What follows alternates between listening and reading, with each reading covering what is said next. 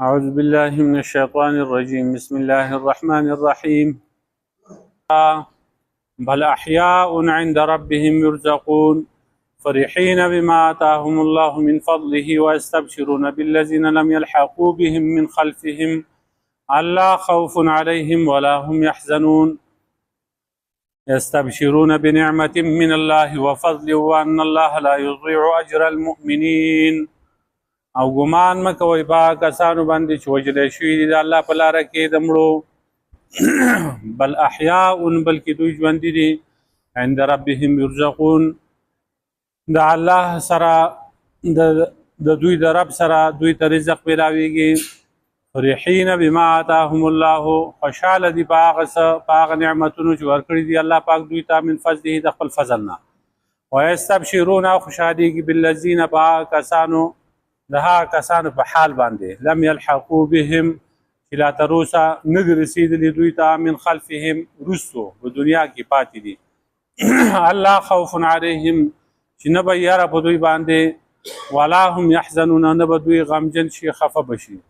یستبشرون بنعمت من الله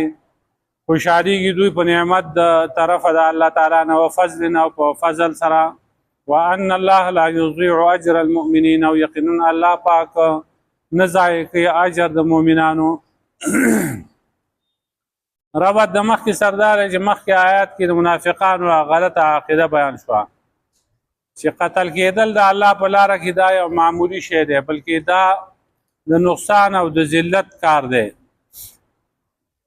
نو په دې آیات کې د دوی دغه غلطې عقیدې رد کوي چې شهادت خو ډیر عظیم سعادت دی او ډیر د شهید شان چې دی هغه ډیر اوچت دی اول دا چې تاسو ګمان مه کوئ چې دا مړه دي ولا تحسبن الذين قتلوا في سبيل الله امواتا اے مخاطبه ته ګمان مه کوه په هغه کسانو باندې چې د الله په لاره کې ووژلی شي امواتا د مړو چې دا مړه دي دا ګمانونه کوي دویم دا ژوندي دي ژوندي بل احیاء بلکې دوی ژوندي دي دریم دا دی چې د الله د قرب شرافت هغه دوی ته حاصل دی عند ربهم دو الله ته چې کوم دی هغه نږدې دي څلورم دا دی چې د جنت رزق ورته میلاویږي یرزقون دوی ته رزق میلاویږي پنځم دا چې په هغه انعاماتو باندې خوشحالېږي چې دوی ته ورکولی کېږي فرحین بما آتاهم الله من فضله نو خوشحالېږي په هغه نعمتونو چې الله پاک دوی له ورکوي د خپل فضل نه او شپږم دا دی چې په هغه انعاماتو او درجاتو باندې هم خوشحالېږي چې نور مجاهدینو ته مؤمنانو ته د مرګ نه وروستو ورکولی کېږي ويستبشرون بالذين لم يلحقوا بهم من خلفهم دغه جمله کې دې ته اشاره ده او بل الله خوف عليهم ولا هم يحزنون یاره و په دوی باندې نه او اتمه خبردار لا يحزنون دوی به غمجن نه نو چې غم پې نه یاره پې نه او دومره نعمتونه ولا الله پاک ورکړي نو دا شهادت خو ډېر عظیم شی دی دا د نقصان او د ذلت کار نه دی نو لا تحسبن ګمان مه کوئ تحسبن چې کوم دی هغه د حسبان نه دی حسبان هغه ګمان ته ویلی کېږي نو نفي د ګمان ده چې په دوی باندې ګمان مه کوئ په زړه سره او مخکې سورت بقره کې دغسې آیت تېر شوی ولا تقولوا لمن يقتل في سبيل الله اموات بل احیاء ولكن لا تشعرون او تاسو مه وایئ په باره د هغه چا کې چې هغه ووژلی شي د الله په لاره کې چې دا مړه دي امواتون باندې هم امواتون چې دوی مړه دي بل احیاء بل هم احیاء بلکې دوی ژوندي دي ولکن لا تشعرون لیکن تاسو نه پوهېږئ په دوی باندې د دوی په حیات باندې د دوی په ژوند باندې تاسو پوهېږئ نه نو هلته نفي د قول وه چې خلکو په دې ژبه باندې دوی ته مړه مه وایه دلته وایي په زړه باندې دا عقیده مه لرئ دا ګمان مه کوئ چې دا مړه دي دلته نفي د حسبان ده او د ګمان ده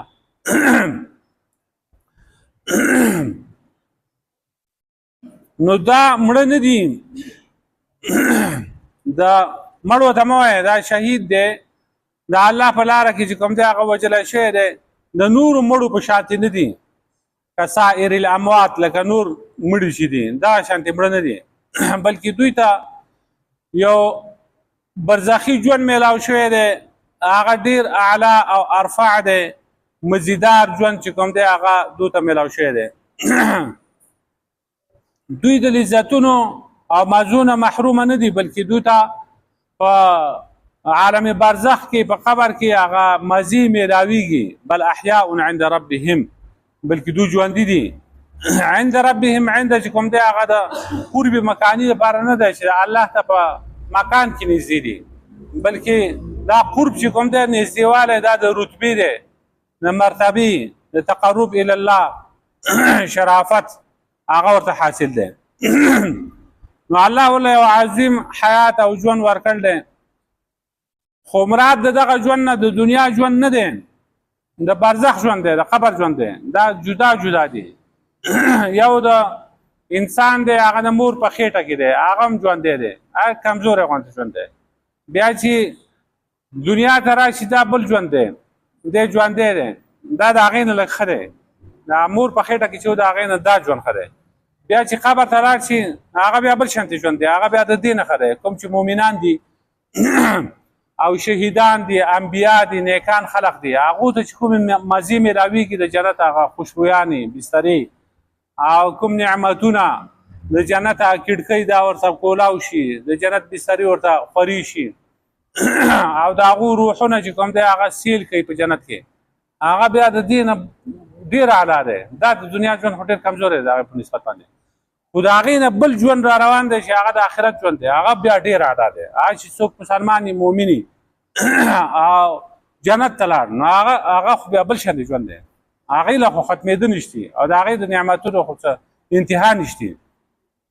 نو د دنیا د ژوند په شانتې د دنیا ژوند ځکه نه دی چې د دنیا ژوند خو هغه ختم شو په قبر کې سړی دفن شو چې سړی مړ شي نو دی په قبر کې دفن شو نو د ده میراث تقسیم شو د ده بیبي چې کوم ده هغه بل چا په نکاح باندې واخسته نو د دنیا هغه ژوند ختم شو دا واضح دلیل دی په دې باندې چې د دنیا هغه ژوند ختم شوی دی اوس دا بل ژوند چې دی دا د دنیا ژوند نه دی دا د هغې نه ښه ژوند دی او د قبر ژوند دی د برزخ ژوند دی نو دا مطلب دی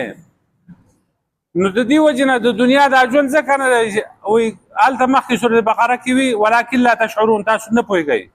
د دنیا په دنیا کې څوک ژوند دی نو په هغې باندې خلک پوهېږي هغه سړی خبرې کوي هغه سړی حرکت کوي خوځي راخوځي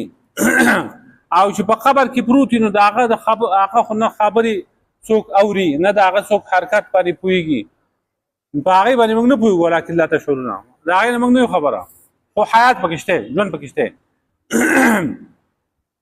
نو دغه ژوند اگر چې کافر او فاسق فاجر سړي ته هم هغه حاصل دی پس د مرګ نه په برزخ کې په قبر کې د تعذیب دپاره چې هغه ته پرې عذاب میلاویږي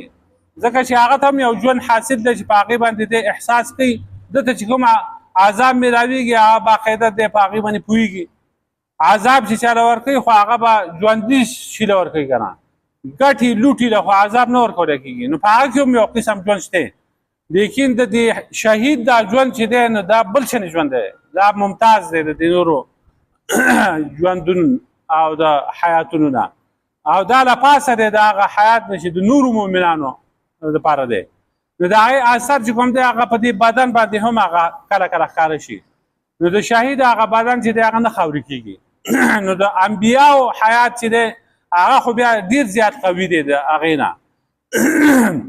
نو د هغوی د پیغمبرانو هغه بدنونه بالکل نه خاورې کېږي ان الله حرم على الارض ان تاكل اجساد الانبیاء دا حدیث دی نبی علیه السلام فرمایي الله پاک حرام کړي دي په ځمکه باندې چې هغه د پیغمبرانو د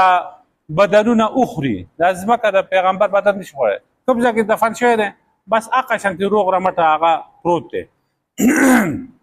نو خاورې نشي خوړی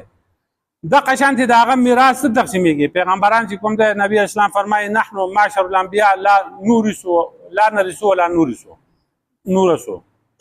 منګه د پیغمبرانو ډله چې موږ نه میراث وړو نه زموږ نه میراث وړی کېږي موږ ته میراث نه پاتې کېږي او زموږ نوم شاته میراث نه پاتې کېږي. د هغو د بیبیانو سره نکاح نه کېږي. پیغمبران چې کوم دي د هغو بیبیانې هغه د امت میندې نو هغو سره څوک نکاح نشي کولی. نو دا یو قسم اثر دی د دغه ژوند که نه د هغې اثر دی. یرزقون هغو ته رزق میلاویږي په عالم برزخ کې. نو د دې آیت په تفسیر کې حدیث کې راغلی دی چې هغه امام احمد ابن حنبل او امام ابو داود په خپلو کتابونو کې هغه نقل کړی دی د عبدالله ابن عباس رضی الله عنه نه. نبی علیه السلام فرمایي چې هر کله شهیدان شو ستاسو وروڼه په احد کې نو الله د دوی ارواح د شنو مرغانو په ججورو کې واچوله د جنت نهرونو ته تلل او د جنت میوې خوړلې او بیا آرام کو د سرو زرو په هغه پنجرو کې چې هغه د عرش لاندې اویزان دي. نو هر کله چې دوی دا مزې بیا موندي خوراکونه خوراک څښاک دغه شانتې ښایسته ځای د آرام ځای نو دوی ارمان دی چې زمونږ هغه وروڼه هم په موږ باندې پوهه وي چې الله پاک موږ له څومره نعمتونه راکړي دي دلته. او په بل روایت کې راځي چې زمونږ دا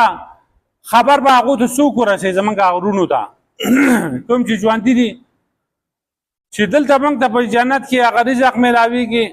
نو دوی به د جهاد له سستي ونه کړي خپل سر به قربان کړي د الله په لاره کې د جنګ نه به وروسته نه شي. نو الله رب العالمین ورته وفرمایله چې دا پیغام به زه ورسوم کنه ستاسو چې دا ارمان دی نو دا پیغام به زه ورسوم. نو دا آیت نازل کړه چې ولا تحسبن الذین قتلوا فی سبیل الله امواتا. ای خلقو تاسو ګمان مه کوئ په هغه کسانو باندې چې هغه وژل شوي دي د الله په لاره کې امواته د مړو دا مړه دي دا مړه نه دي بل احیاء بلکې دا ژوندي دي عند ربهم یرزقون د الله سره دوی ته رزق میلاویږي دوی ژوندي دي دوی ته رزق میلاویږي. نو د دوی مناسب چې څنګه رزق دی هغه د دوی ارواح ګرځي د جنت په هغه باغچو کې هغه سریږي او بیا راځي د سرو زرو پنجرې دي د عرش لاندې هغې کې او د دوی مناسب چې کوم رزق دی هغه به الله پاک ورکوي. او بل روایت کې راځي د ترمذي او د حاکم حدیث دی د جابر رضی الله تعالی عنه نه. هغه وایي چې ما سره پیغمبر پاک صلی الله علیه وسلم میلاو شو نو ما ته وویل چې یا جابر ما لي اراک منکسرا ای جابره څه شوي دي ماله چې زه تا وینم چې ستا طبیعت خراب دی ولې؟ نو ما عرض وکړو چې ای د الله رسول صلی الله علیه وسلم زما پلار په احد کې شهید شوی دی هغه اهل و عیال دا پرېښودی دی او قرض دی پې قرضې دي پې. نبی علیه السلام وفرمایل چې زه تا ته زیری در نه کړم په هغه ملاقات سره چې الله پاک ستا د پلار سره وکړو. ما وی ولې نه ضروره. نبی علیه السلام وفرمایل چې الله پاک هیڅ چا سره خبرې نه دي کړي مګر اخوا د حجاب نه د پردې نه لیکن ستا پلار یې ژوندی کړو او بیا یې مخامخ سره خبرې وکړې. بیا ورته وفرمایل یا عبدي تمنى علی اعطیک ای زما بنده وغواړه چې څه غواړې چې زه تاله درکړم. نو هغه عرض وکړو چې خدای ما بیا ژوندی کړې دنیا ته مې ورېږي چې زه بیا شهید شم ستا په لاره کې دا غواړم. نو الله پاک ورته وفرمایل انهم لا یرجعون ما دا فیصله کړله چې دا خلق به واپس کېږي نه. نو ده بیا وغواړه څه غواړې؟ نو ده وایي چې زه دا غواړم چې زما دا پیغام دی وروستو خلقو ته ورسي دا کوم چې په دنیا کې پاتې دي چې موږ ته دا مزې میلاویږي په جنت کې. نو الله پاک وایي دا پیغام به زه ورسم. نو دا آیت نازل کړي چې ولا تحسبن الذین قتلوا فی سبیل الله امواتا بل احیاء عند ربهم یرزقون فرحین بما آتاهم الله من فضله. دو خوشحالي کوي په هغه نعمتونو باندې چې الله دوی ته ورکړي د په عالم برزخ کې په خپل فضل سره. نو خوشحالي دوی ته دوه قسمه میلاویږي یو خوشحالي په خپل حال باندې دوی ته کوم انعامات ورکول کېږي په هغې باندې خوشحاله دي. او دویمه خوشحالي هغه ده چې د نورو خپلوانو دوستانو عام مؤمنانو په حال باندې دوی د مرګ نه وروستو هغه خوشحالېږي چې هغو ته کوم انعامات د مرګ نه وروستو میلاویږي نو هغه ورته الله پاک وښیي چې هغه لا د دوی سره نه دي میلاو شوي لا ژوندي دي په دنیا کې دي قد بقوا من خلفهما لا وروستو په دنیا کې پاتې دي. نو په دې کې دوه قوله دي. یو قول دا دی چې د دې نه مراد چې کوم دی هغه مجاهدین دي چې هغه جهاد کوي او لا شهیدان شوي نه دي. نو دا شهیدان دوی خوشحالېږي په هغه مجاهدینو باندې چې دوی به شهیدان شي او راځي به زموږ سره میلاویږي زموږ سره میلاویږي دوی ته به دا نعمتونه میلاویږي. او دویم قول پکې دا دی چې د دې نه مراد ټول ایمان والا دي ځکه چې دا کرامت او عزت او دا شرافت او فضیلت دوی ته میلاویږي په ایمان باندې چې ایمان نه نو دا شرافت نه ملاویږي چاته. نو دوی په هغه ایماندارو خلکو باندې خوشحالېږي چې کوم کسان وروسته د دوی نه ایماندار پاتې شوي دي د ایمان خاوندان دي. نو دوی دغه چې دوی د ایمان سره د دنیا نه راغله نو دلته به بیا موږ سره ملاویږي په هغې باندې خوشحالېږي. او بیا الله خوف علیهم ولا هم یحزنون، نه به په دوی باندې یری نه به دوی غمجنې. نو سودي رحمت الله علیه د هغه نه روایت دی چې د شهید هغه څوک دوست یا قریب رشته دار هغه مړ کېږي نو شهید ته الله پاک د هغې اطلاع په داسې طریقه باندې ورکړي چې یو خط چې کوم دی دله ورکړی شوی یو خطه او په هغې کې لیکلي چې ستا دا فلانی رشته دار چې دی هغه دوسته هغه را روان دی تا ته. نو دی مخکې نه خبر شي چې خبر شي نو ده ته خو هغه خط کې لیکلي چې دی تا ته را روان دی. نو خوشحاله شي په هغه کسانو باندې چې لا نه دي میلا شوي د دو سره. یستبشرون بالذین لم یلحقوا بهم، چې لا د دو سره میلاو شوي نه دي او زر را روان دي اوسه. او خوشحالېږي په هغه نعمت سره چې د الله د طرف نه دو ته میلاویږي. مراد نه ثواب د اعمالو دی چې ثواب او اجر د اعمالو به دو ته میلاو شي، په هغې به دو خوشحاله شي. او په فضل سره د فضل نه مراد هغه زیادت ثواب دی یا د الله پاک دیدار دی، په هغې به خوشحالېږي. الله پاک نه ضایع کوي هغه اجر د مؤمنانو. ولا تحسبن الذين قتلوا، تاسو ګمان مه کوئ په هغه کسانو باندې چې وژلی شوي دي فی سبیل الله د الله په لاره کې امواتا د مړو، بل احیاء بلکې دوی ژوندي دي عند ربهم د خپل رب په نسبت باندې یرزقون دوی ته رزق ملاویږي. فرحین بما آتاهم الله، خوشحالېږي په هغه نعمتونو باندې چې دوی ته ورکړي دي الله پاک من فضله په خپل فضل سره. ویستبشرون، خوشحالېږي بالذین په هغه کسانو باندې لم یلحقوا بهم چې نه دي میلاو شوي د دوی سره من خلفهم د وروستو نه دنیا کې لا پاتې دي. الله خوف علیهما، په دې خبره باندې خوشحالېږي چې نه به یره په دوی باندې ولا هم یحزنون، نه به دوی خفه شي غمجن بشي. یستبشرون بنعمت من الله، خوشحالېږي په نعمت سره د الله د طرف نه و فضل نه په فضل سره. وان الله لا یضیع اجر المؤمنین، او په دې خبره باندې چې الله پاک نه ضایع کوي اجر د مؤمنانو. ربنا ظلمنا انفسنا وان لم تغفر